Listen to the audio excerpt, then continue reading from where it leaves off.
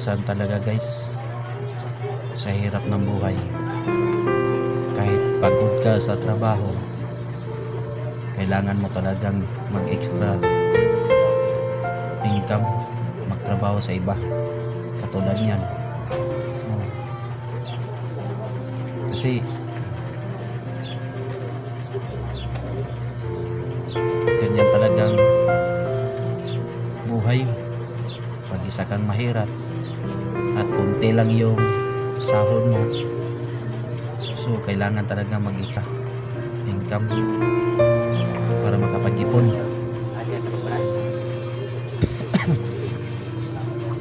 Kahit pagod ka na, inuubo, inalagnat, kailangan talaga magsikap. Guys, siguro magtaka kayo kasi itong post ko na ito ay biglang naging seryoso. Minsan sa post ko may tawanan, pero ganyan talaga, dahil kung seryosohin mo yung problema, kawawa yung pamilya. Baka makaisip ka ng masama, paano na yung pamilya mo? Guys, ito seryoso to. Pagod na ako galing sa trabaho, pero may lumapit sa akin na handang tulungan. So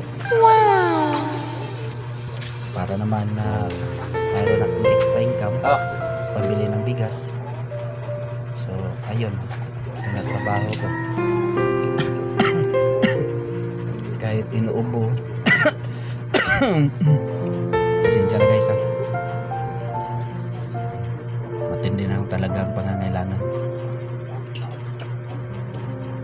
Hindi ko na to tatapusin yung pagsasalita ko dito guys, pasensya na. Parang naalala ko yung lahat ng mga problema ko dahil sa hirap ng buhay.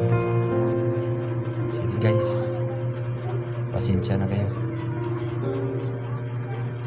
Hanggang dito lang ako magsalita.